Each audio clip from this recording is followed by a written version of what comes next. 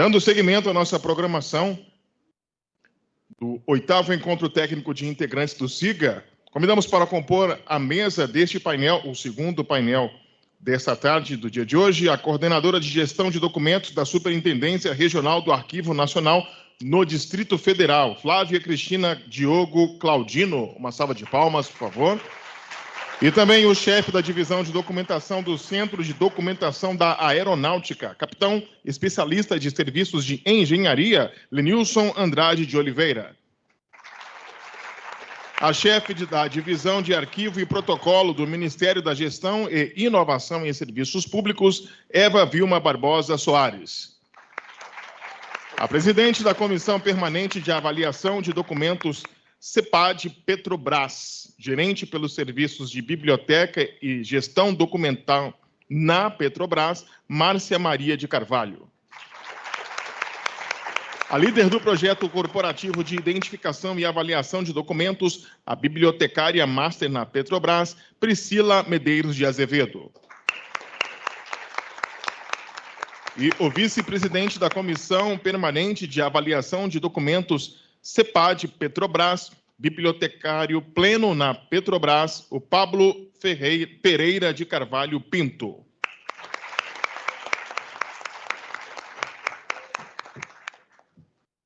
Lembramos a todos que as perguntas serão feitas ao final do painel. Fiquem à vontade, por gentileza, a palavra está com a moderação. Olá, boa tarde a todos. Agradeço a presença de todos, o pessoal que está aqui na mesa.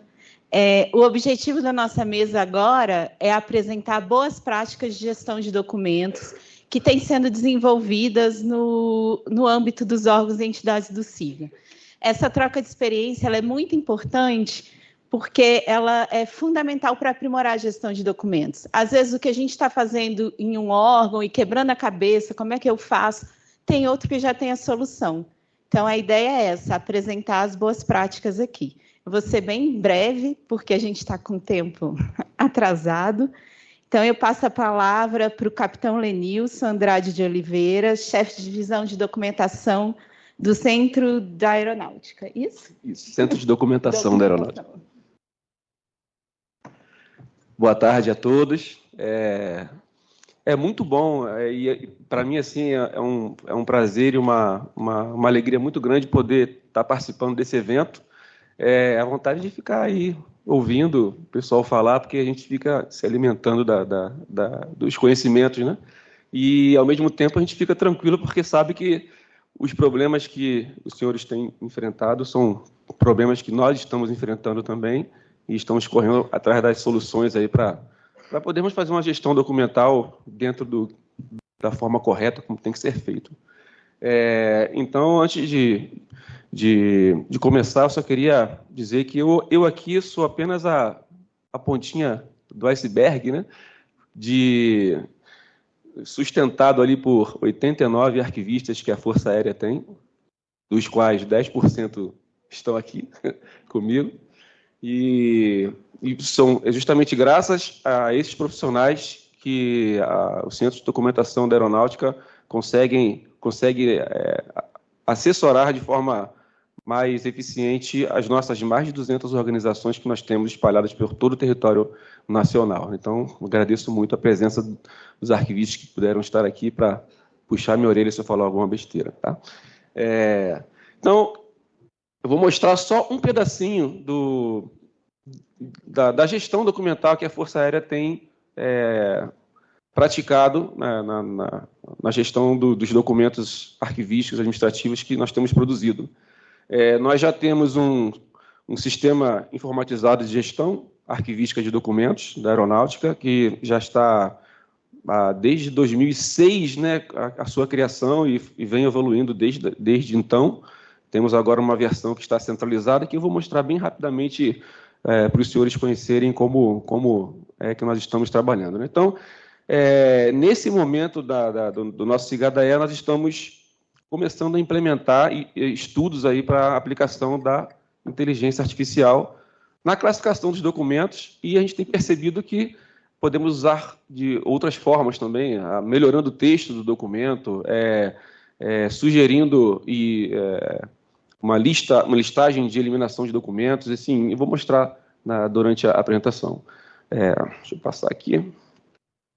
Então, a ideia é demonstrar aqui a aplicabilidade da inteligência artificial no nosso sistema e vou apresentar rapidamente ali as nossas telas, caixas de entrada, as caixas que nós temos no sistema, e na parte de edição de documentos é que eu vou apresentar aos senhores como está ali o andamento da aplicabilidade da IA. Então, nas nossas telas iniciais, né, o nosso sistema ele é um sistema intranet, então, que a nossa intranet da aeronáutica nós chamamos de intra-air, não tem acesso à internet, né? Nossos bancos de dados são internos ali na nossa rede interna. Nós temos um login único, isso foi um ganho muito grande para nós, porque, conforme eu falei no início, somos mais de 200 organizações militares espalhadas pelo Brasil, e o nosso SIGADA-R na versão anterior, cada unidade tinha um banco de dados e um SIGADA-R instalado ali na sua OM. A versão 7 já migrou para uma forma centralizada. Ainda estamos em processo de migração. Não é algo simples, porque, para não perder o legado dos documentos produzidos nos anteriores, a gente está trazendo toda a documentação. Então, é um trabalho bem minucioso que tem que ser feito pontualmente, OM por OM, porque depois tem que ver se após a migração os arquivos foram migrados de forma íntegra, né? E o nosso login único nos possibilita aí essa facilidade de não termos várias senhas para poder acessar os vários documentos, vários sistemas corporativos que nós temos. Quando nós entramos no nosso sistema, essa aqui é a nossa primeira tela, né, que chamamos de tela de dashboard do sistema. Percebam que antes mesmo de nós acessarmos as nossas caixas de entrada, nós já podemos ver ali, por exemplo, documentos avulsos, quantos estão ali com 7 dias a vencer, quantos não foram lidos, e cada informação dessa é um link que, quando a gente clica, a gente abre exatamente esses documentos que estão com essas pendências, tanto para documentos como processos, e os rascunhos, documentos que estão sendo elaborados até serem aprovados, assinados e expedidos. Da mesma forma, para quem é protocolista, tem uma partezinha ali que a gente consegue ver quais são os documentos que estão para serem aceitos ou rejeitados pelo protocolo ou expedidos, né? E processos também. E também conseguimos ver as pendências que estão com os nossos subordinados. Mandamos um documento com prazo. A gente consegue ver se os prazos estão sendo cumpridos, além daquele calendário ali que, se tiver algum documento ou processo com data, né, próxima a vencer, vai aparecer ali a bolinha vermelha ou a bolinha roxa para a gente poder clicar e já resolver esses documentos. Nossas caixas de entrada, então nós temos ali as caixas de documentos, caixas de processos, as caixas de rascunhos recebidos, são as principais. Em cada caixa, nós temos a possibilidade de fazer as pesquisas dentro de apenas um campo, não é um Google, pelo amor de Deus, mas a gente já consegue fazer pesquisa ali pelo número de processo, assunto. Temos um facilitador, que é o localizador, para encontrar o documento.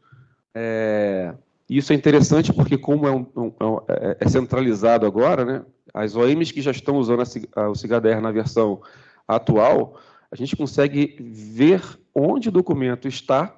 No caso do processo, fica mais claro isso para a gente. A gente tramita um processo para uma outra OM, nós conseguimos ver como está o andamento desse processo lá dentro da outra organização, né? Então, isso facilitou muito. Para quem está com a versão 6 ainda, né? Não sei se tem alguém aqui. Tem alguém aqui com 6 ainda? Tem. Fiquem tranquilos, né? Vai chegar. Muita calma nessa hora. Então, ali, dentro da caixa de entrada, também temos dentro da caixa de processos, né? Também ali a pesquisa. Ali, a gente estava vendo aqui nas discussões anteriores o cuidado com o processo, né? Lá no nosso sistema nós temos o conceito de posse do processo. Então, a gente só consegue transferir a posse do processo para uma pessoa para que ela possa dar continuidade a esse processo. Podemos transferir para conhecimento para várias, só que essas pessoas não vão poder fazer absolutamente nada, né? Só vai conseguir fazer alguma coisa se tiver com a posse do processo.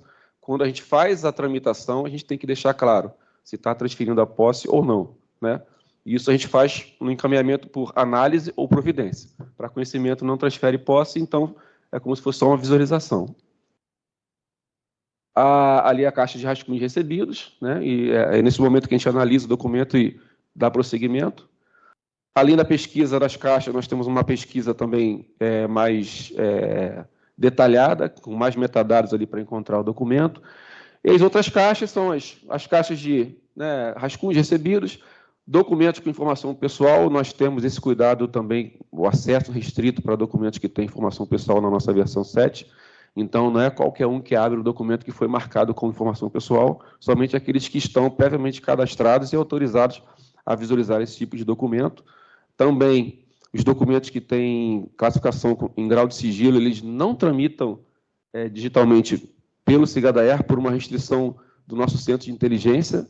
Não é por causa do SIGADAER, é por causa da rede intra-ER que não tem a criptografia necessária, né, de Estado para poder fazer com que esses documentos possam tramitar ali dentro. Nós temos uma rede segregada para esse tipo de tramitação, que a gente chama de rede Mercúrio, que tem toda a segurança para isso. Então, com relação a documentos com grau de sigilo, temos essa super proteção e dentro do nosso SIGADAER, por não ser um documento com grau de sigilo, ser apenas um acesso restrito, as informações pessoais elas podem tramitar pela intra-ER, porém, somente por aquelas pessoas que são devidamente autorizadas, né, pelas permissões do sistema.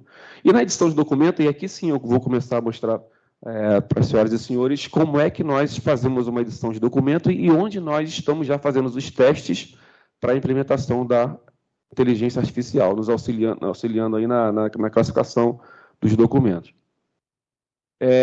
O SIGADAER ele já tem todos os templates dos documentos que nós produzimos dentro da parte administrativa, previstos na nossa norma de sistema. Então, quando o usuário vai produzir um documento, ele já seleciona qual o documento que ele vai produzir.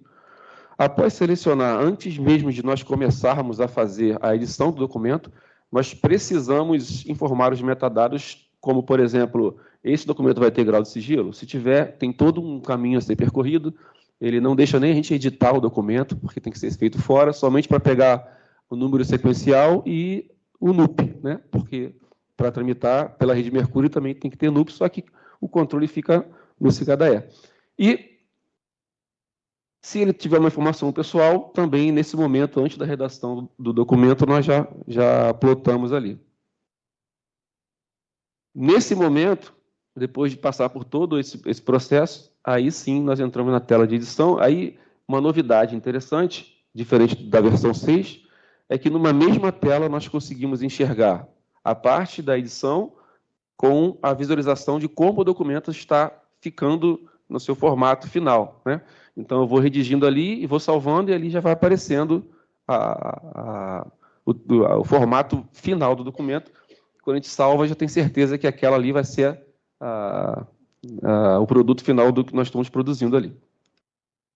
E aqui, bom, tudo isso foi só para mostrar para os senhores um pouquinho de como é o nosso sistema, mas é aqui, nesse exato momento, em que nós colocamos nas mãos dos nossos usuários a responsabilidade da classificação do documento, porque quem produz o documento é aquela pessoa que conhece o que está fazendo, né? E aqui eu faço um pequeno parênteses, que nós, lá no Centro de Documentação da Aeronáutica, nós temos um setor, que é a Subdivisão de Normatização e Capacitação, que é responsável por produzir, né, por ano, aproximadamente 4 versões do nosso curso de gestão de documentos. É um curso itinerante, nós vamos em várias regiões do Brasil e damos aula de gestão de documentos, com uma oficina de classificação, ensinamos a utilizar o SIGADAER, como classificar o SIGADAER, mostramos a importância da classificação, porque eu não sei como os senhores trabalham, né? Mas a gente lá no SENDOC, a gente tenta pegar as pessoas pela emoção mesmo, pelo coração. A gente tem que mostrar para os nossos usuários que o documento ele é um ser vivo. Por isso que quando fala arquivo morto, chega até a arrepiar, né? Dá até nervoso quando eu vejo arquivo morto, meu Deus do céu. E aí nós fomos fazer uma visita na PESP, essa foi uma pergunta que fizeram, como é que vocês convencem os usuários? A gente convence dizendo que a história de amanhã pertence às pessoas que só vão conseguir visualizar essa história se nós fizermos um bom trabalho hoje. Eu até brinco, né? Nós somos plantadores de tâmara. Aquela frutinha que se a gente planta a árvore aqui agora, talvez ela dê o primeiro fruto daqui a 70 anos. Nós mesmos, talvez não vamos colher o fruto dessa árvore, mas a gente tem que ter a consciência de que nós estamos trabalhando para o amanhã, não para o hoje. Então, o nosso hoje, feito corretamente, nós vamos fazer com que as pessoas no futuro possam acessar as informações, porque não adianta nada, como foi falado aqui, a gente guardar tudo sem saber. Alguém já perdeu alguma coisa que guardou? Eu não sei, eu já perdi. E só fui encontrar depois que eu estava procurando outra coisa, né? Então, não adianta a gente ficar acumulando documentos, a gente não tem como encontrar onde ele está. Então, é nesse momento que a gente convence o usuário, se você não colocar, a gente tem que falar por metáfora, né?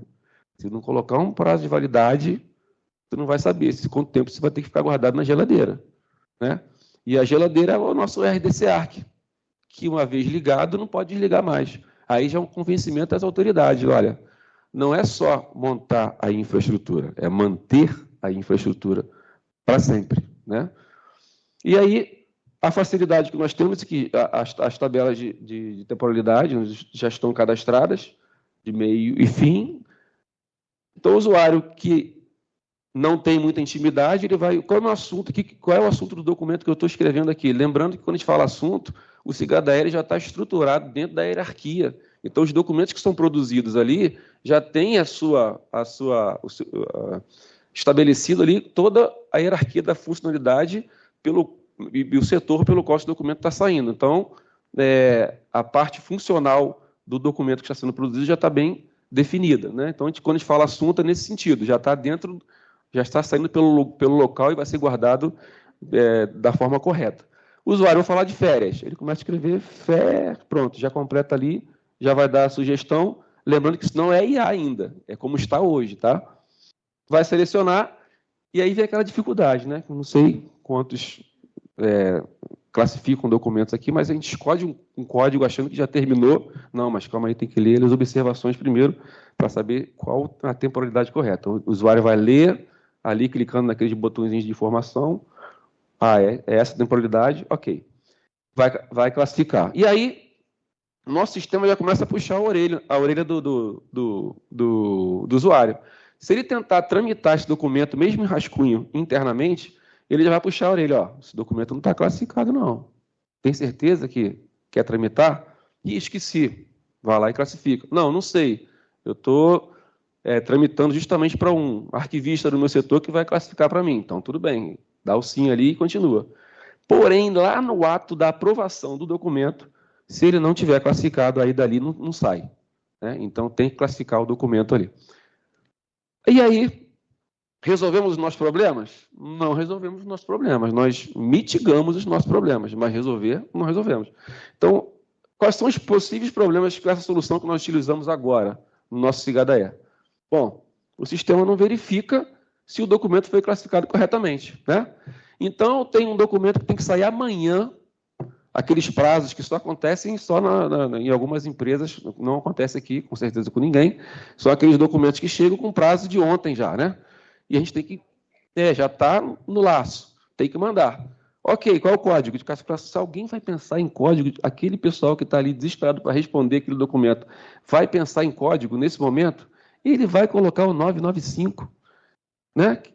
Que é a calça jeans aí, o pessoal gosta desse código, não sei porquê, e vai tramitar. E o SIGADA vai deixar aprovar e vai expedir, porque ele não vai conferir não vai ler o documento e dizer se está classificado corretamente ou não. Então, esse é um dos problemas.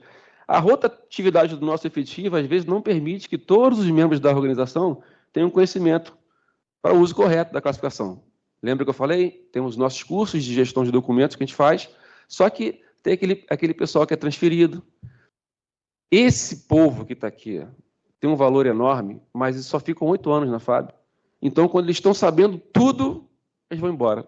E aí chega alguém que não sabe quase nada da FAB, porque o conhecimento que eles trazem lá do mundo que eles vêm é o conhecimento arquivístico para nos auxiliar e nos assessorar. Só que tem toda aquela parte militar, vai conhecer como é que funciona a tabela 080 do Ministério da Defesa.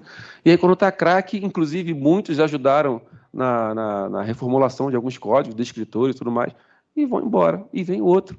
Então, fica complicado, porque essa rotatividade, às vezes, também atrapalha a interpretação do documento. Outra coisa também, essa falta de padronização que às vezes acontece, são 200 OMs, mais 200 OMs, uma interpretação que às vezes é feita de um mesmo assunto lá no norte do Brasil, alguém está fazendo documento similar com um código diferente, porque já foi adotado aqui a rotina de ser colocada. Algumas organizações já colocam até do lado do computador ali os assuntos, com os códigos que eles mais utilizam. Mas será que essa folhinha que está colada aqui é a mesma folhinha que está colada lá no norte? Não sei. Então, com essa centralização do nosso sistema, a gente está conseguindo, vai poder, né, conseguir aí fazer uma padronização de todos esses conhecimentos ali. Então, são 200 OMs que estavam, cada uma com seu banco de dados, e agora, com a centralização, todo o servidor de banco de dados do sistema está vindo para o Rio de Janeiro e São José dos Campos, com a redundância,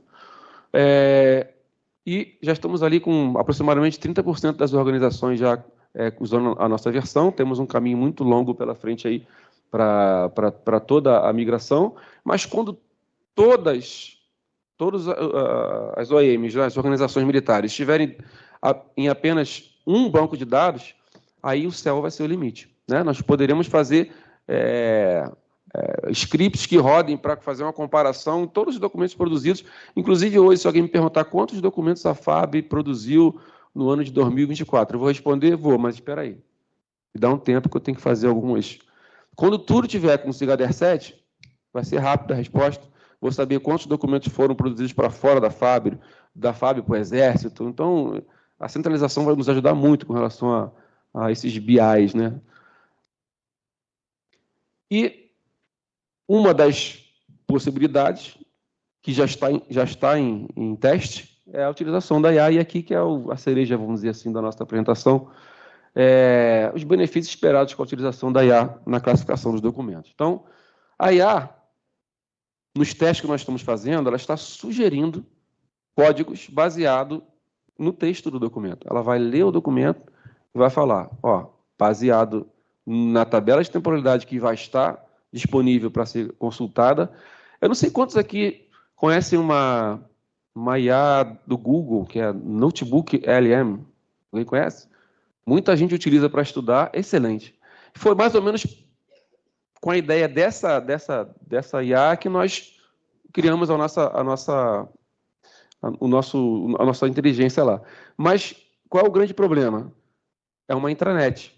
Então, todo nosso banco de dados da inteligência artificial, ela tem que estar dentro da nossa intranet. Eu não posso colocar a IA para ler um documento, que de repente tem informações sensíveis ali, para ir para um servidor e ficar exposto, né, e ser utilizado aí. Porque não sei quantos já perceberam, quando a gente usa algo que é de graça, né, o produto somos nós, né?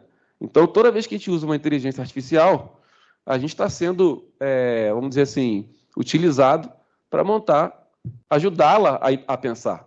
Então, eu não vou colocar as minhas informações sensíveis numa... já existe a notebook, então vamos usar. Não, vamos pegar a ideia e fazer a nossa, né? É o que nós estamos fazendo.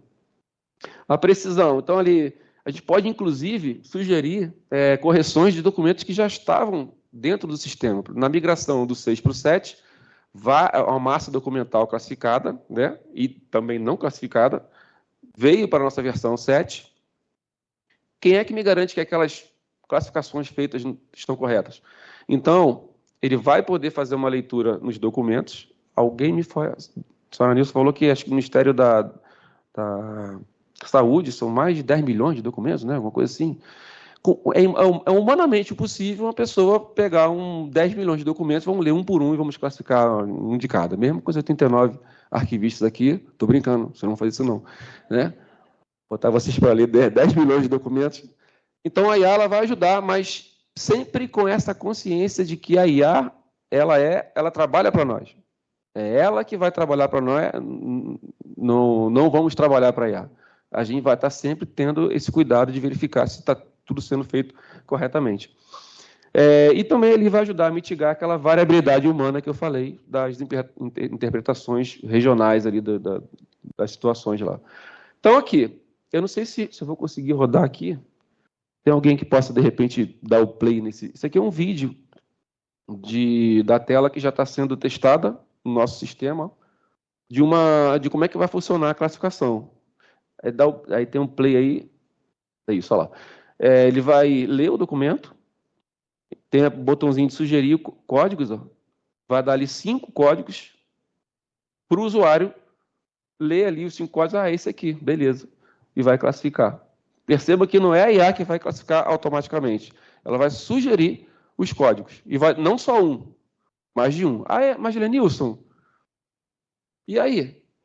Eu tenho certeza absoluta que dessa forma estaremos classificando melhor um documento do que um militar que acabou de ler a tabela e vai ler o documento e vai classificar. Para os senhores terem uma ideia, nesse teste preliminar que nós fizemos lá atrás com o notebook LN, nós pegamos um documento que nós tínhamos certeza que estava classificado corretamente, absoluta certeza, colocamos lá para a IA. A IA analisou, e o notebook LN é assustador, né? Ele pega, analisa, depois explica o porquê que ele colocou dentro daquele código. Quando nós olhamos o que a IA nos mostrou, nos sugeriu, e o código que nós tínhamos classificado, um olhou para a cara do outro, ela tem razão. Então, assim, não é assim que funciona a subjetividade, às vezes, do assunto ali. Se nós pegarmos 3 profissionais da área e botam um em cada sala, lê, classifica. Desculpa, está arriscado chegar, cada um com um código diferente. Lógico, né?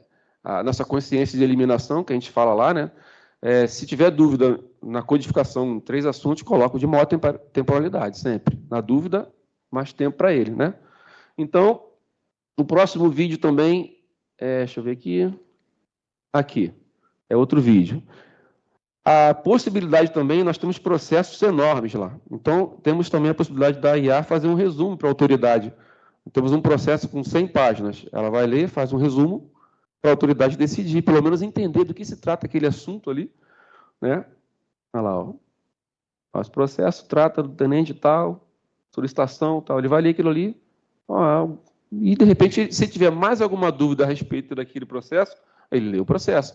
Mas pelo menos ele vai ter um resumo ali para poder mandar esse processo para frente ali. Temos também a possibilidade. E depois, lógico, né? Depois de ter sido feita ali toda aquela avaliação, aí sim o militar vai poder aprovar o documento, né? E assinar. E a assinatura também no nosso sistema, nós estamos obedecendo ali a 2 tipos de assinatura. A assinatura simples, criamos agora, está em fase de teste também, porque nem todos os militares têm o token, com, né, o pendrivezinho lá com a CDefesa, para poder assinar um documento. Então, essa criação da assinatura simples, que atende o decreto que estabelece os níveis de assinatura, ele já vai propiciar que o próprio soldado assine o documento, porque a gente entende se é um acordo entre as partes, um documento que é gerado dentro da Força Aérea tem validade. Se nós fizermos um documento para fora, aí a gente assina com o ICP Brasil. E é uma novidade também que estamos implementando até o final do mês, ali, essa assinatura simples. Avanço, o que nos propiciou, né? Graças a Deus, né? Por que nós estamos falando de IA agora? Porque o nosso Centro de Computação da Aeronáutica fica em São José dos Campos, inclusive temos aqui o capitão Ednei, né? Está fazendo mestrado na área de IA. Assim como ele, também temos mais 6 ou 7 militares também no centro, que também estão se especializando em inteligência artificial e, graças a Deus, são os que desenvolvem o nosso CIGADE.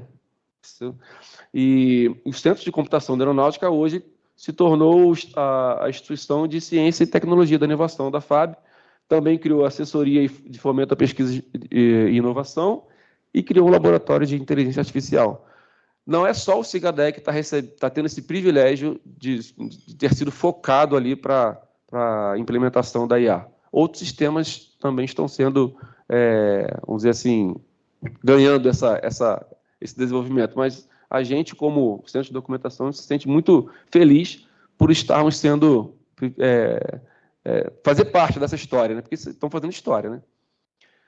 E já perto do final aqui, ano que vem, talvez no início do ano, foi feito um investimento para a aquisição de 2 supercomputadores de IA, né? Se não, a gente fala supercomputador, né?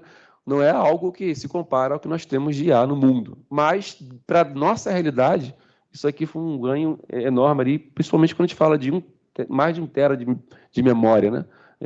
E vai ser excelente para a gente, não só para o Cigadé, mas para os sistemas que foram agraciados aí com essa possibilidade. E para os senhores e senhoras terem uma percepção de como isso é recente na Força Aérea Brasileira e como nós, no Centro de Documentação, estamos felizes, né?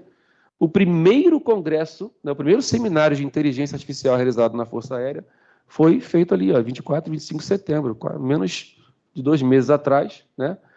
Dentro desse simpósio de aplicação de operações aéreas em defesa, que lá no início foi o simpósio de guerra eletrônica, né? E aí eu fico pensando, percebo como é importante, eu não sei, a história da arquivologia, né? A gente começou a dar mais atenção para os arquivos após a Segunda Guerra Mundial. Então, parece que logo depois de uma guerra, nós começamos a olhar para os nossos arquivos. Opa, calma aí, está bem confuso isso aqui, vamos organizar. Só que conforme a gente vai se distanciando da guerra, parece que a gente vai meio que relaxando um pouco, né? A gente vê um filme que é o Tropa de Elite lá, vou te colocar num lugar legal, um lugar tranquilo, arquivo central, aí o cara olha aquele, né? Então, essa consciência que criaram, absurda, de que tomar conta de arquivo é castigo, né? Está começando a se reverter, porque a roda gigante está começando a girar de novo. A gente fala de guerra eletrônica, opa, espera aí, a guerra eletrônica está acontecendo, a gente não está nem percebendo. Acessos indevidos. Se nós formos observar quem trabalha com TI, quantos acessos, tentativas de acesso um servidor nosso, às vezes, tem por dia que a gente nem sabe. Às vezes tem 10, 200 ataques. O tempo todo ali alguém querendo derrubar. A gente, como Força Aérea, né, com todas as nossas limitações, até que estamos bem, porque um banco, às vezes, é invadido, uma rede de televisão, às vezes, perde. A Bandeirantes teve um problema há pouco tempo, a Record, não sei. Então, assim, estamos voltando. Por isso que hoje as pessoas estão começando a olhar para os arquivistas de uma forma diferente. Há pouco tempo atrás, a gente olhava lá quais são as profissões que vão desaparecer. Algum desinformado colocou arquivista lá, arquivologia. Impossível. Na verdade, ela vai se transformar. Eu, que sou de TI, eu preciso entender de arquivologia, e os senhores de arquivologia precisam entender um pouco de TI, porque isso vai sempre estar trabalhando junto, né? E outra coisa que nós estamos também brevemente aí implantando o que foi falado aqui também há pouco tempo, a criação das LEDs com o auxílio da IA para, na formação das LEDs, calma aí, vamos observar, vamos ler todo esse documento de novo. Ó, dentro da sua listagem de eliminação ali, tem 2, 3, 4 documentos ali que não parece estar com o código correto, não. Porque hoje a gente confia no código que foi colocado. A gente vai olhar para esse código não é isso, não. Isso aqui é permanente. Mas se tiver colocado um código que não é permanente, mas o que está escrito lá é de caráter permanente, a gente nunca vai saber. A não ser que tenha alguém que leia os 2.000, 3.000, 10.000 documentos, não sei, para poder nos... vai no suspeito aqui, né? E vamos lá e vamos verificar exatamente se aquele código está correto. Se for preciso reclassificar, será feito, né? Então, é para isso que nós estamos implementando aí a IA. E um gráfico que eu sempre coloco nas minhas apresentações é essa tríade, que tem que sempre estar unida, né? Arquivologia, tecnologia da informação e direito. Não adianta a gente avançar na tecnologia da informação se nós não atendermos os requisitos técnicos, os princípios arquivísticos e as leis em vigor, normas que estão, porque senão, né, estaremos aí deixando a tríade capenga, vamos dizer assim. Então, tentei ser o mais rápido possível, né? Falamos aí, apresentei um pouquinho do nosso sistema para os senhores e senhoras, falamos um pouco ali do que propiciou ali a implementação da IA. Eu acho que chegando esses supercomputadores, nós já poderíamos implementar já para uso na FAB da IA. Demonstrei aqui a aplicabilidade e vou deixar aqui uma breve reflexão, né? Eu tenho 2 filhos. E a gente, quando tem 2 filhos pequenos, a gente assiste muito desenho animado. A gente não sabe nem o que está acontecendo no mundo. Às vezes eu pego o controle do telefone, deixa eu ver se a gente não está em guerra, porque eu preciso saber o que está acontecendo no planeta. Teve um filme que nós vimos, eu com meus filhos, está Viva a Vida é uma Festa. Quem tem filho já viu? E a gente com a visão, né? Olhei os mortos quando iam para o céu lá, se alguém esquecesse eles aqui na Terra, eles desapareciam lá. Eu falei, caramba, arquivologia aí. Aí eu sempre coloco essa frase que a verdadeira morte só ocorre quando somos totalmente esquecidos. Né? E aí, porém, com uma correta gestão documental, podemos evitar que isso aconteça. Aí eu coloquei algumas imagens ali. Alguém viu Ayrton Senna correr ao vivo, mas sem ser gravação? O pessoal não quer entregar a idade, não. Alguns não viram. Né? Só conseguimos ver porque fizeram uma correta gestão dos documentos, dos vídeos. Né? O Pelé fez um gol que ninguém sabe. O gol mais bonito do Pelé, perderam. Não sei o que aconteceu, mas alguém não fez a correta gestão.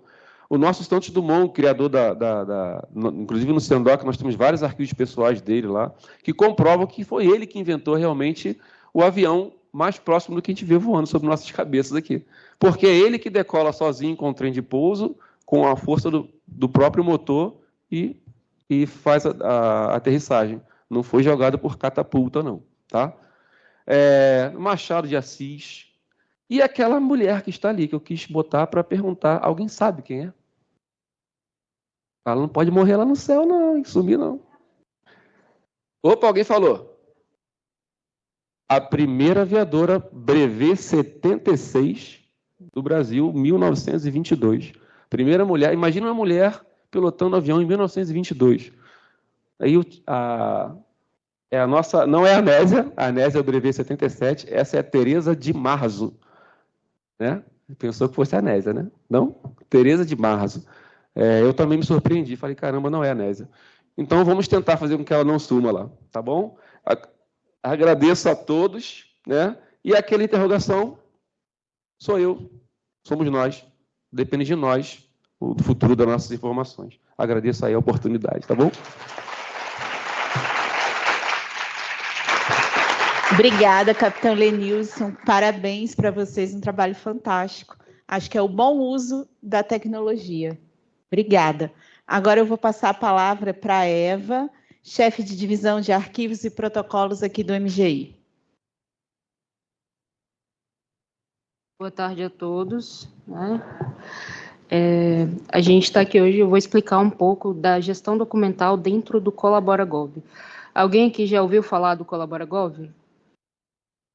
Inovador, né? Complicado também. Então, antes da gente entender sobre gestão documental, eu vou explicar um pouco sobre o ColaboraGov, né? O que é o ColaboraGov? Essa ideia nasceu em 23, né, com a criação dos novos ministérios, e aí a gente teve aquela sensação, vou criar mais ministérios, vou aumentar o custo. Como não aumentar custo criando mais ministérios? E se a gente prover os serviços de suporte para alguns ministérios? Então, eu não aumento o custo quando eu crio o ministério. Dessa ideia nasceu o arranjo colaborativo, que durou durante 2023, porque era quando os nossos órgãos estavam tentando se entender e se encontrar, né, dentro do novo governo. E aí a gente tem a lei, né, que instituiu a administração, a nossa 14.600, que veio da medida provisória, e o arranjo colaborativo deu origem ao ColaboraGov, né, que é o Centro de Serviços Compartilhados. O Centro de Serviços Compartilhados, ele nasceu no fim de 2023, em dezembro, e ele é um modelo centralizado de prestação de serviço de suporte administrativo.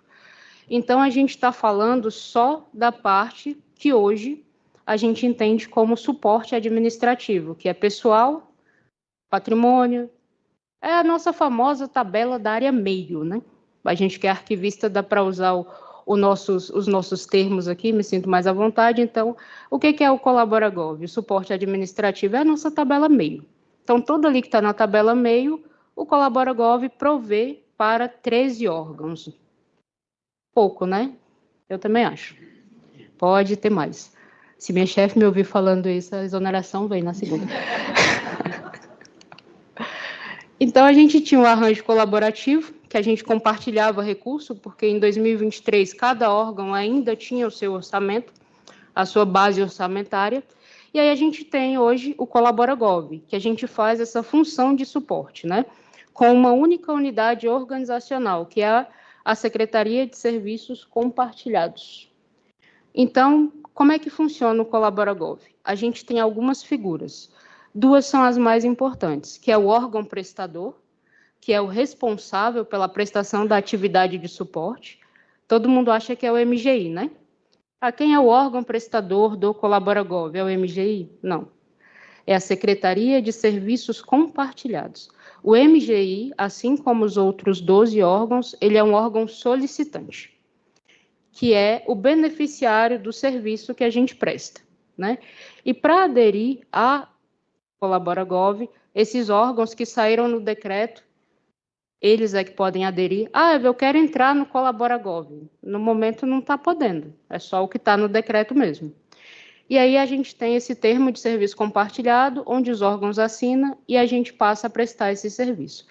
E como é que a gente faz isso? A gente tem um catálogo de serviços, todos os senhores podem acessar, é só colocar, se quiser conhecer, né, o catálogo de serviços, gestão, catálogo de serviços.gestão.gov.br, e aí a gente tem lá todos os serviços que a gente presta.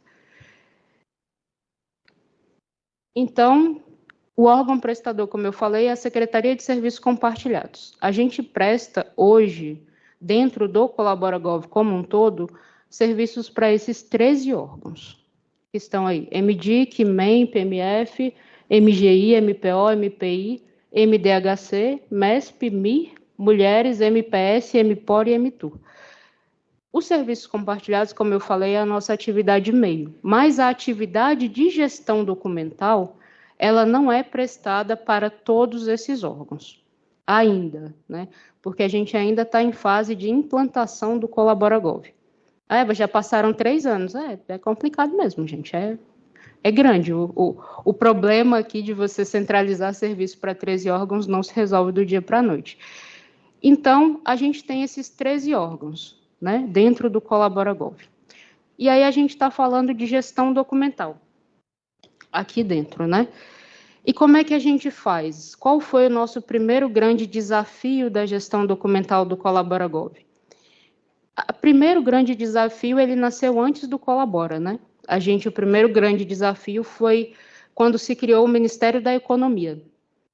Todo mundo lembra do Economia? O Economia, ele nasceu da junção de 4 grandes ministérios, né?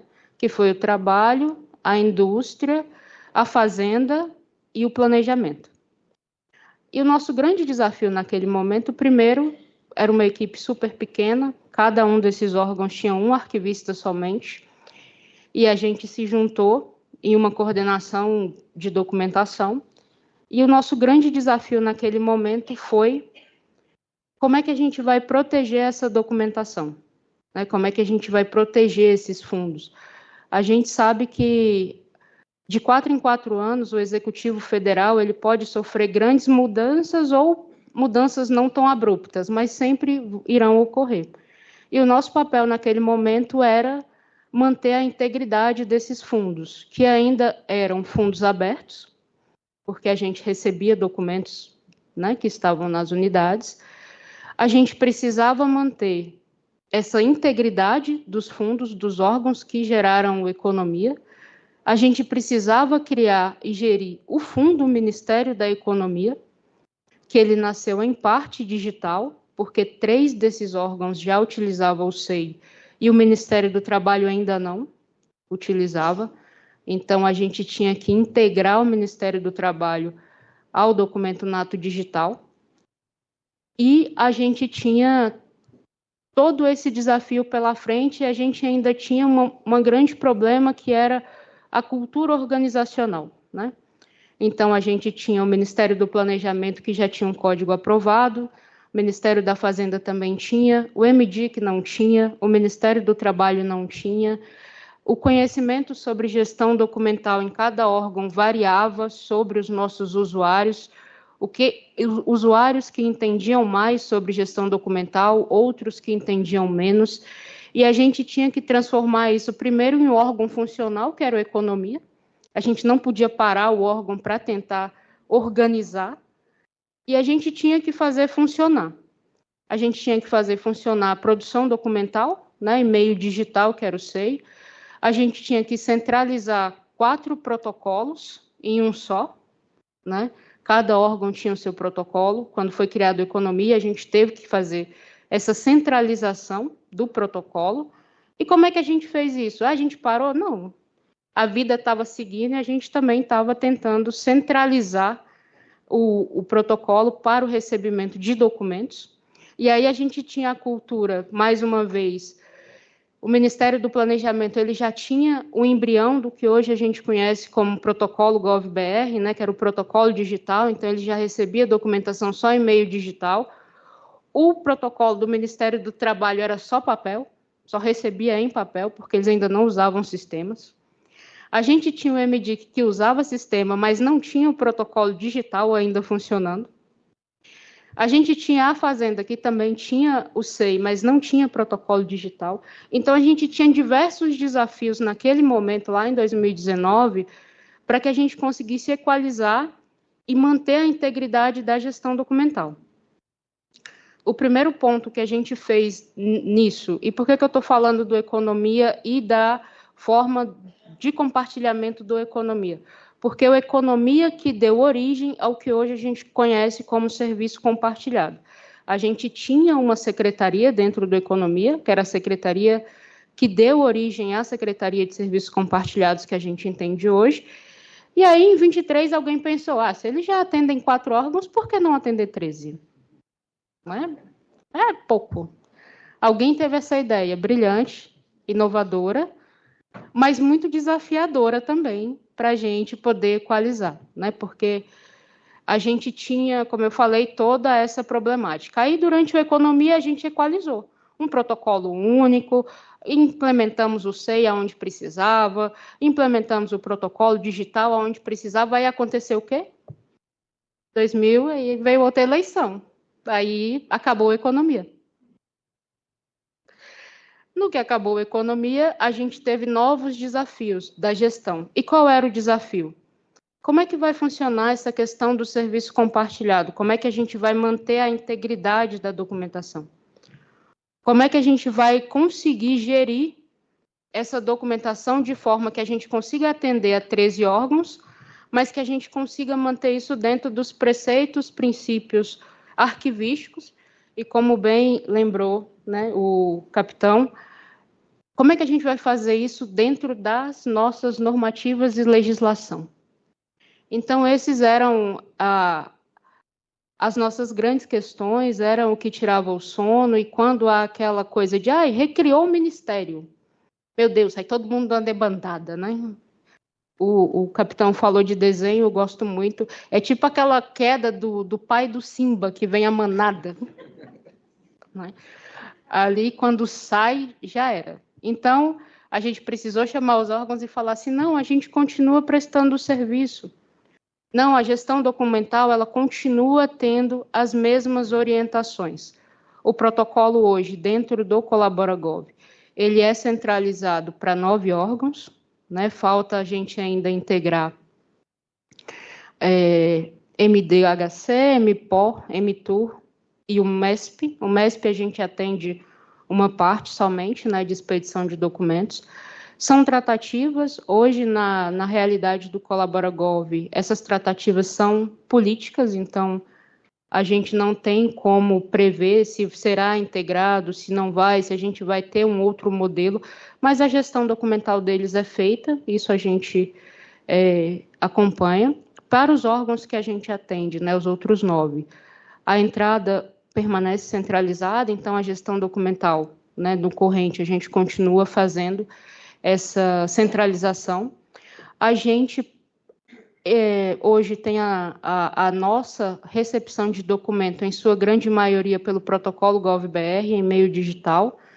Né? Eu Eu gosto de dizer que a gente não sabe se é o maior protocolo da Esplanada, mas parece ser, né? A gente recebe, em média, entre 900 e 1.000 solicitações diárias de documentos, né, para um protocolo, onde a gente precisa fazer... O nosso protocolo tem a triagem, então a gente faz a análise seguindo a 9784, se essa documentação segue ou não os ritos, para que ela possa ser efetivamente protocolada no SEI. Obrigada, Lena. Então, a gente mantém isso para esses órgãos, e aí esse também é um grande desafio, que é continuar mantendo um protocolo centralizado. Eu não sei vocês, né, mas atender um ministro já é complicado, imagina atender 9. Né? Imagina toda a urgência de todo o gabinete às 8 da noite pedindo processo. E está chegando. Então, é um desafio porque a nossa equipe... A divisão que hoje eu chefio, eu digo que ela é uma microempresa, né? A gente tem 70 pessoas atualmente, entre arquivo e protocolo. Eu acho pouco, né? Para quem atende 9 órgãos, eu acho bem pouco. Então, hoje, um dos grandes desafios também é o meio digital. A gente utiliza o SEI. Eu não trouxe telas aqui do SEI, porque eu acho que a maioria dos colegas aqui utilizam o SEI. E o grande desafio para a gente foi a gente manter o mesmo respeito aos fundos que a gente tem em papel, né, em suporte físico, manter isso em meio digital.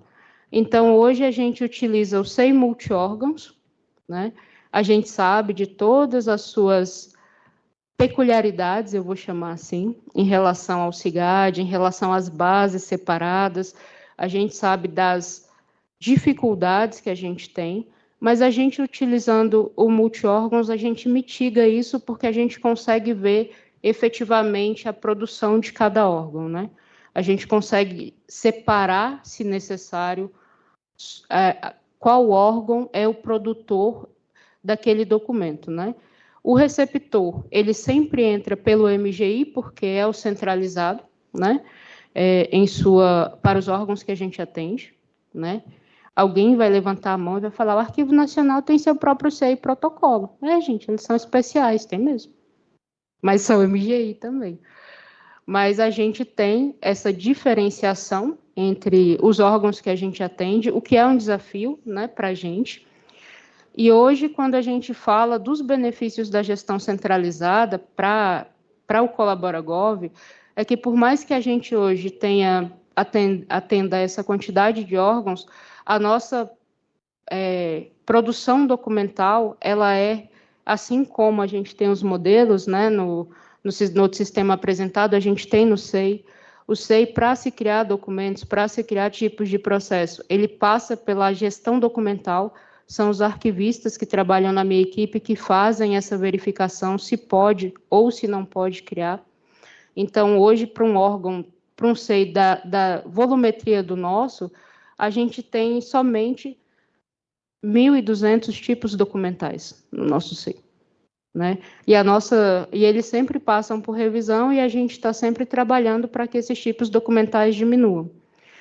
Então, a gente tem esse benefício, a gente tem o benefício de não ter aumentado gastos, de ter mantido a gestão documental, e a gente consegue hoje trazer os princípios arquivísticos tanto para a nossa gestão documental em documentos em suporte papel, quanto para a gestão documental em meio digital.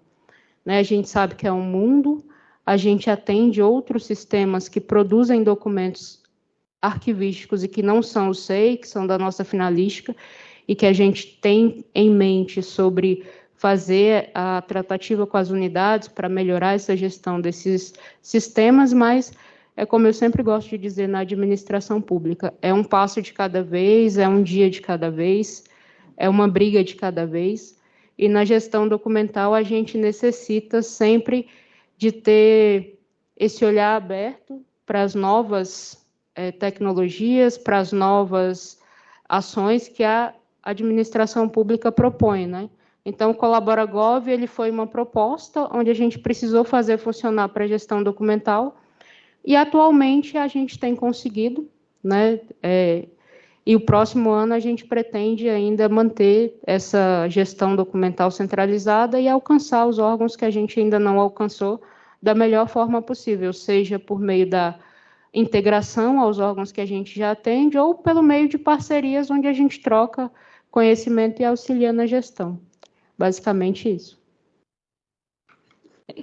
Só isso, né, Eva? É pouco. Parabéns, Eva. E é um desafio, né? Eu acho que essa troca de experiência é bom para a gente, porque a gente vive ali no nosso mundinho, acha que a nossa... Nossa, eu tenho uma dificuldade tão grande. A Eva tem 9 dificuldades, né, para ela enfrentar diariamente. Obrigada, Eva. Agora, a Flávia, é bom que ela deu um apoio, agora vocês sentiram? Quando você estiver ruim, pensa na Eva, que ela está isso. É para isso, eu falo que isso aqui é uma terapia, né? A gente está aqui para dividir. Eu vou passar a palavra agora para Márcia Maria de Carvalho, da Petrobras. Ela é presidente da Comissão Permanente de Avaliação e vou aproveitar aqui para parabenizar vocês que hoje foi assinado a portaria de aprovação dos instrumentos de gestão de vocês. Então, parabéns e passo a palavra. Bom, boa tarde ainda, né, a todos. Eu quero, antes de mais nada, agradecer imensamente ao convite do Arquivo Nacional, do SIGA, agradecer também a todos que permanecem aqui nessa audiência e seremos breves aqui na nossa apresentação. Fiquem bem tranquilos. Priscila, por favor.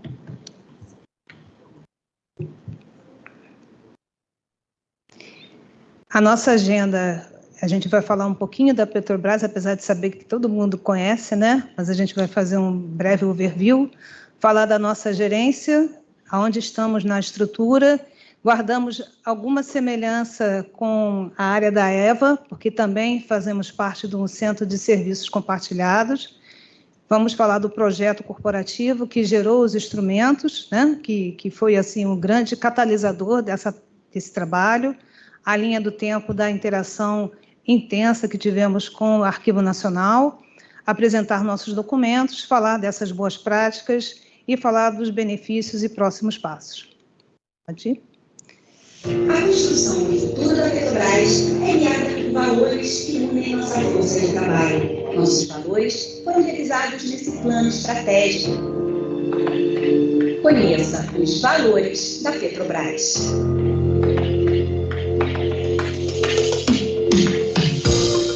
Cuidado com as pessoas. Cuidar das pessoas, promovendo diversidade, equidade e inclusão, saúde, bem-estar e segurança física e psicológica.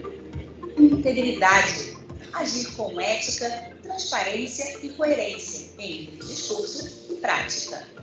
Sustentabilidade. Gerar valor para a companhia e as partes interessadas, com visão de longo prazo e compromisso com a vida, a transição energética justa, o meio ambiente e a sociedade. Inovação. Construir novos caminhos para a companhia, superando barreiras com colaboração, tecnologia, capacidade técnica e aprendizagem contínua. E comprometimento com a Petrobras e com o país. Trabalhar com excelência e propósito em prol do desenvolvimento da Petrobras e do país.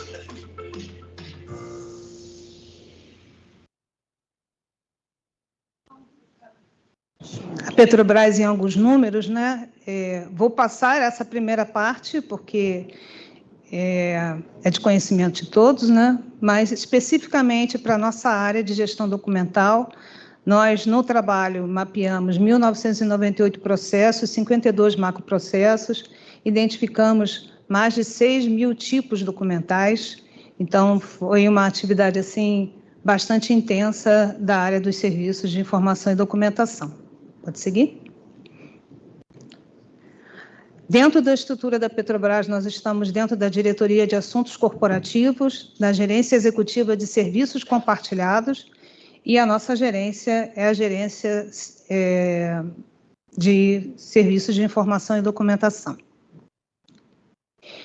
Nossa atividade tem como propósito, né, transformar informação e valor para a companhia. Então, nós identificamos e tratamos documentos desde a fase de exploração de poços, né, da identificação da oportunidade até a documentação de operação, passando também pelas atividades de área meio. Aqui tem o exemplo dos sistemas, né, que a gente utiliza. Pode seguir. Atividade de produção e também atividade de liderança de documentação de estrutura de resposta, né, de emergência. Pode seguir.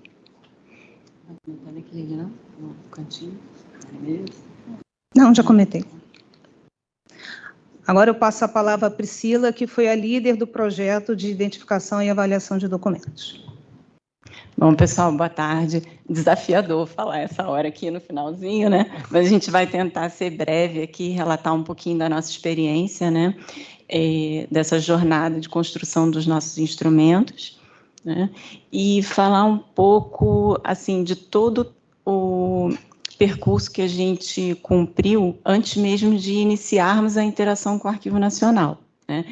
E a gente iniciou esse nosso grande projeto, que a gente chamou de Projeto Corporativo de Identificação e Avaliação de Documentos, em 2022, com o levantamento da produção documental.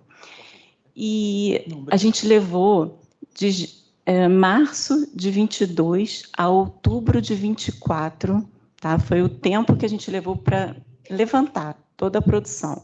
E quando a gente falou que a gente ia levar 3 anos para fazer esse levantamento, a gente ouviu assim alguns questionamentos, né?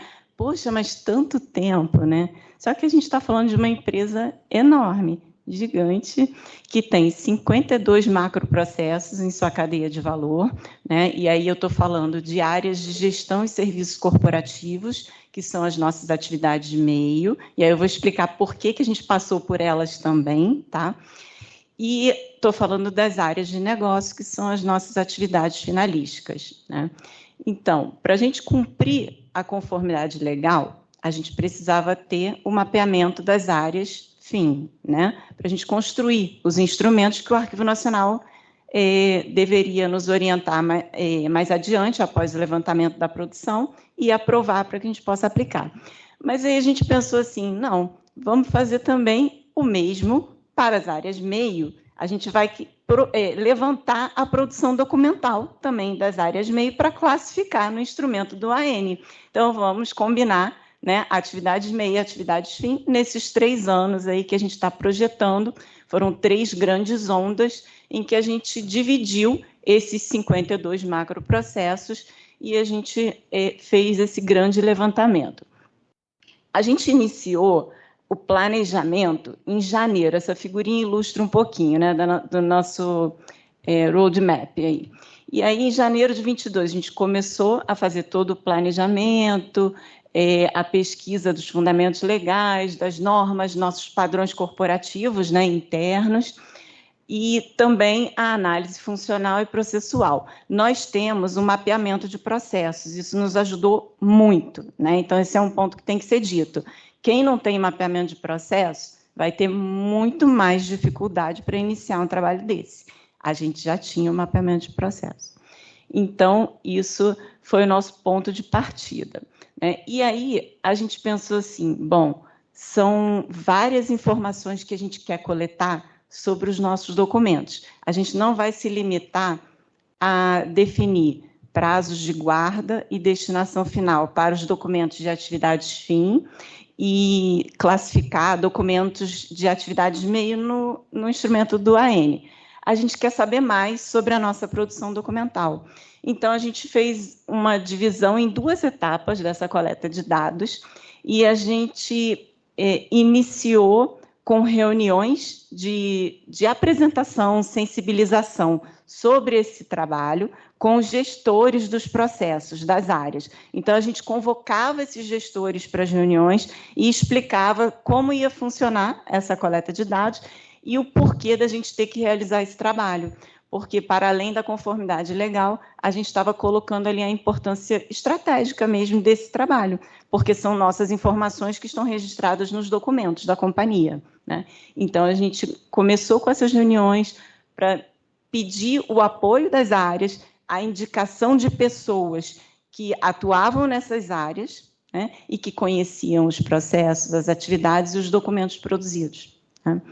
Então, foi assim o início do nosso trabalho. E aí vinha a primeira etapa de treinamento, a gente fez treinamentos com as pessoas indicadas para fazerem a coleta de dados. Então, no total, a gente treinou mais de 1.000 pessoas, gente, ao longo dos 3 anos. Foram, em média, 300 e alguma coisa por onda, por cada onda.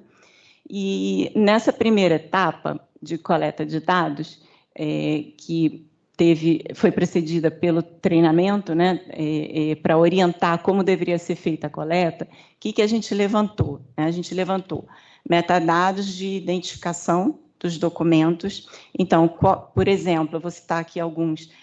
Qual o objetivo da produção desse documento, né?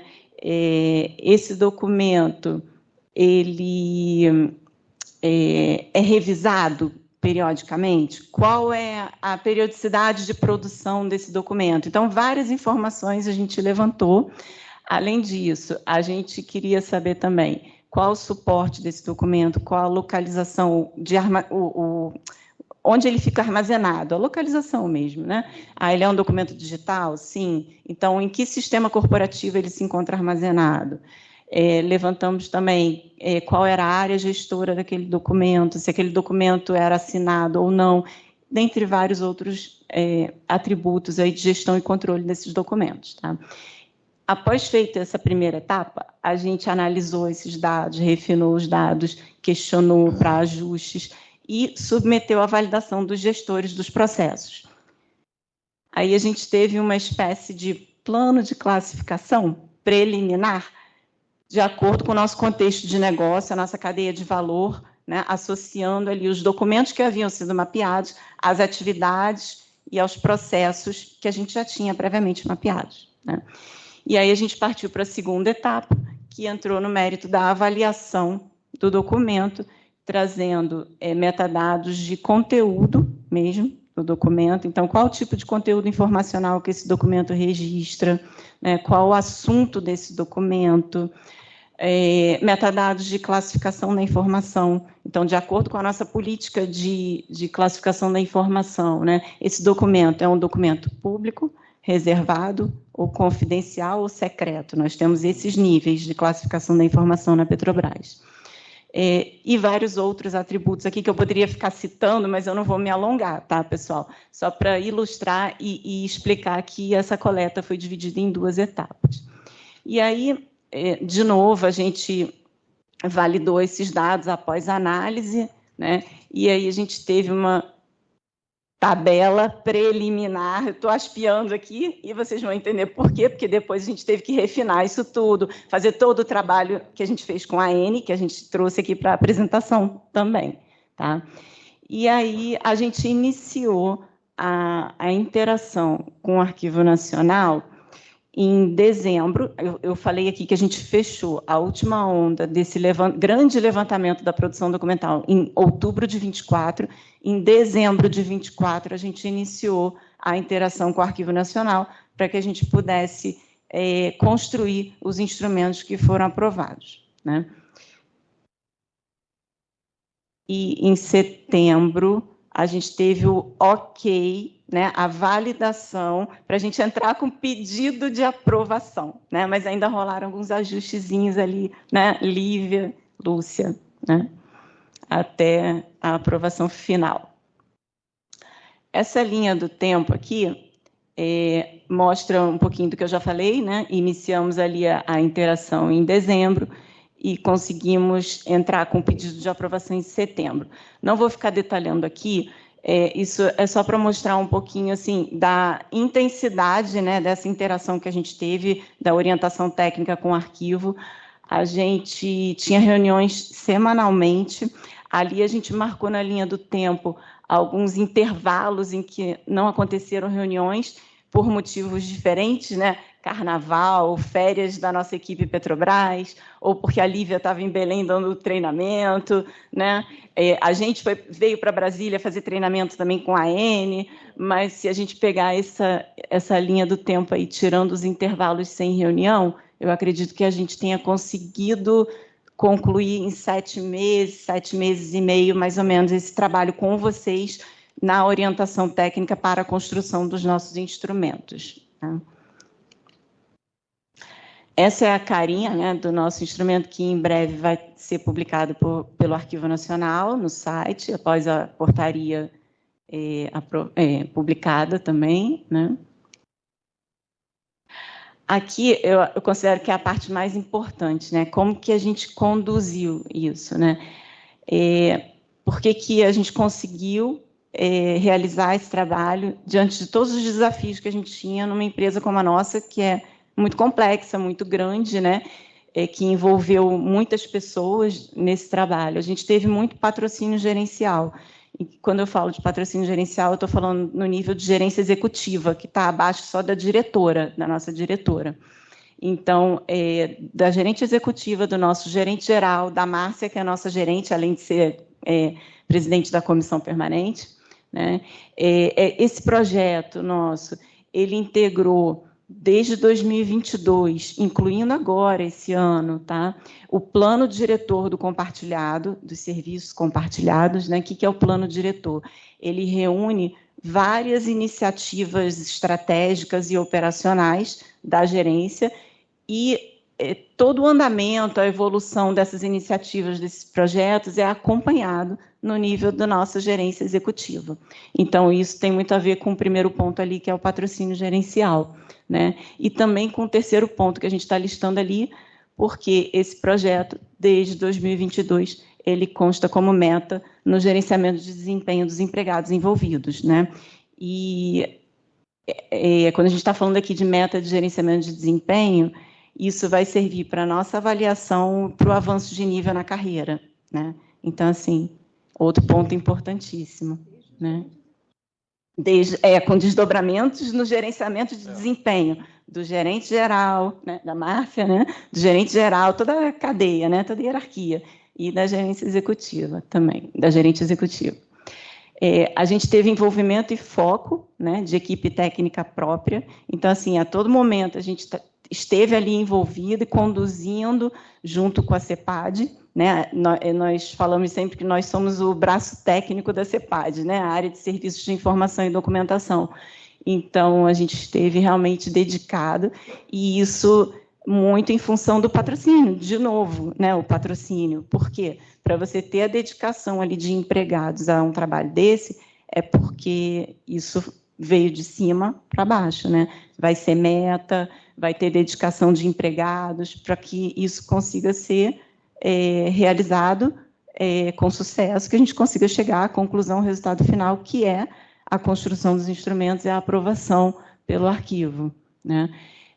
As reuniões de sensibilização com gestores dos processos também foi muito importante, porque a gente também trabalhou um pouco essa questão da conscientização, da cultura, né, de gestão documental, a gente falar sobre os documentos da companhia, que o documento não é do gestor, não é do empregado, é da companhia, né, e que a gente tem que seguir toda essa conformidade legal, a legislação, ter os instrumentos, para que eles servem, que existe uma CEPAD, que existe o Arquivo Nacional que regula a gente. Então, assim, tudo isso está dentro desse contexto, né? A aderência ao contexto de negócio, né, essencial, participação dos pontos focais de atividades finalísticas, que são pessoas que produzem aqueles documentos, que executam aquelas atividades em seu dia a dia na empresa e que, portanto, conhecem muito mais do que a gente poderia conhecer sozinhos da área de informação e documentação para fazer o trabalho sem a ajuda deles, né? O treinamento dos pontos focais para o levantamento da produção ajudou muito, porque a qualidade da coleta foi muito melhor, né, com a participação deles. A análise e refinamento dos dados que a gente coletou, tudo que a gente coletou de dados sobre os documentos produzidos, a gente analisou, a gente questionou, a gente alinhou e ajustou e submeteu à validação dos gestores dos processos, né, como a gente já tinha citado aqui anteriormente. As boas práticas e lições aprendidas que a gente entendeu que seriam interessantes aqui da gente citar, né, como um compartilhamento de experiência. A orientação técnica, a gente iniciou pós-conclusão do levantamento da nossa produção documental, né? Na reunião de contextualização da nossa jornada, que a gente fez com a AN em dezembro de 24, a gente apresentou, né, Lúcia? Vocês devem lembrar, né, Lívia?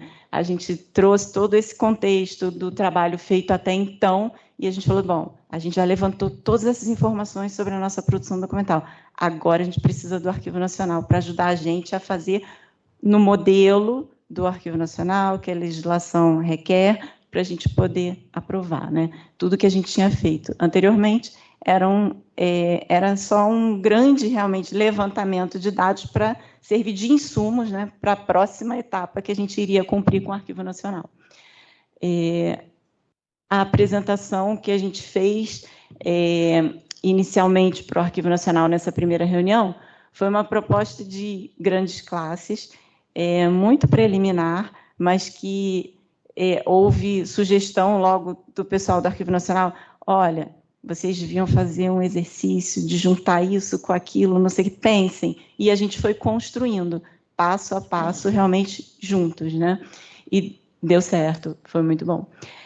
O planejamento e a sugestão de cronograma que nós fizemos e trouxemos a proposta para o Arquivo Nacional, que prontamente foi aceita. Então, a gente pensou um cronograma, uma linha do tempo, e fez a proposta de ter um ritmo realmente ali intenso de reuniões de orientação técnica para que a gente mantesse o foco o tempo inteiro no trabalho, sem espaçamentos, sem grandes intervalos, né?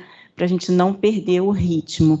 Então, para vocês terem uma ideia, as reuniões eram realizadas normalmente toda quinta-feira, né? E a gente se colocava uma pressão enorme, a gente mesmo, né? Falando assim, olha, a gente vai entregar os ajustes para vocês até terça-feira, não é, Lúcia? Não é, Lívia? Segunda, terça-feira, a gente está mandando os ajustes via SOT. E a gente fazia, gente. Então, assim, foi foco total mesmo. Por isso, a gente conseguiu nesse tempo aí que a gente está mostrando para vocês, né? E quando a gente concluiu a parte do código, o que a gente fez de classificação? A gente pegou todos os tipos documentais que a gente havia mapeado das atividades fim e a gente classificou. Então, a gente fez um pré-teste, né, do nosso código, porque quando a gente classificou aqueles documentos, um ou outro a gente falou assim, esse aqui eu não estou conseguindo. Aí a gente mesmo fez melhorias no código que a gente tinha, entre aspas, concluído, né? E aí a gente reapresentou, olha, a gente vai reapresentar aqui para vocês com vários outros ajustes, porque a gente terminou o enquadramento dos documentos aqui e a gente percebeu a oportunidade de melhorar. Então, a gente sabe que esse é um processo contínuo, né? É um instrumento vivo, deve ser, mas a gente quer já fazer uma melhoria agora, antes da aprovação, porque a gente fez a classificação e identificou oportunidades de melhorar ainda mais o que a gente já concluiu. Ok, funcionou. A importância do conhecimento do contexto de negócio. Então, assim, a gente teve aderente ali o tempo inteiro ao nosso mapeamento de processos, né? O Arquivo Nacional funcionou como condutor metodológico do trabalho e sempre com questionamentos no sentido de entender o que a gente estava propondo ali no nosso código, né? Mas questionamentos que nos ajudavam a esclarecer e enriquecer até mesmo, né, as nossas notas explicativas, às vezes melhorar um descritor. Então, assim, foi um processo muito legal e condutor metodológico, porém respeitando o nosso contexto de negócio. Isso que foi legal, né? Então, assim, quando havia algum questionamento da parte de vocês, não era para necessariamente impor nada para a gente, e sim para entender, né, e deixar algo ainda mais claro, né? E a gente conseguia responder por a gente estar ali dentro do contexto, né? A gente estava totalmente envolvida ali no trabalho, né? Então, isso foi bem bacana. E esse é o último slide, tá, gente? Benefícios. A gente vai ter agora, a partir da aprovação, né, pelo Arquivo Nacional, a aplicação dos nossos instrumentos e a gente vai poder verificar a eficácia, né, na prática, e continuar lapidando esse instrumento que deve ser vivo, né? A gente vai ter a racionalização do ciclo de vida, né, dos documentos e a preservação daqueles documentos que, de fato, possuem valor diferenciado, permanente para a nossa companhia, né? A gente vai poder otimizar os recursos envolvidos na guarda e na custódia desses documentos. A gente vai trabalhar o foco na gestão da mudança. Isso a gente já tem um plano, né, elaborado internamente para isso. Então, a gente vai trabalhar na divulgação da aprovação dos nossos instrumentos para que eles possam ser conhecidos amplamente, né, dentro da companhia e usados, aplicados, né? A gente vai orientar sobre a questão da eliminação e da preservação de documentos e a gente pretende implantar um EAD. E a gente está com a ideia de ser um EAD mandatório. A gente não quer um EAD opcional, não. Porque se for opcional, a galera não faz, né? Vamos combinar. Ninguém vai acordar e vai falar assim, ai, gente, estou com vontade de fazer aquele EAD lá que fala sobre os instrumentos de gestão documental. Né? Não vai. Então, a gente vai correr atrás disso. A gente já está buscando as instâncias necessárias para que a gente consiga aprovar como EAD mandatório. Da mesma forma, já temos o conteúdo desenvolvido. Da mesma forma que a gente tem na companhia EAD obrigatório para falar de classificação, de segurança da informação, né? Classificação da informação, por exemplo, ou de LGPD, como a gente deve proteger os dados pessoais, a gente tem que falar de documentos. E a gente tem que falar dos instrumentos que são essenciais para a gestão dos nossos documentos, né? Então, isso está no nosso plano aí de trabalho. A gente vai ter, né, uma etapa aí de amadurecimento, fortalecimento da nossa governança em gestão documental e a manutenção da parceria técnica com a AN, que a gente entende que é só o início, né? Então, a gente vai ter aí vários desdobramentos a partir desse trabalho, né, que para a gente é um marco muito importante, mas que a gente entende que é o início. A gente tem muito trabalho aí nessa, né, daqui para frente, né, nessa caminhada aí que a gente vai continuar fazendo. Eu acho que esse era o último, pessoal. Sim, aqui estão os nossos contatos. Eu acho que a gente conseguiu 20 minutos, 23. Eu não sei se vocês têm alguma pergunta aí. Eu vou abrir para pergunta.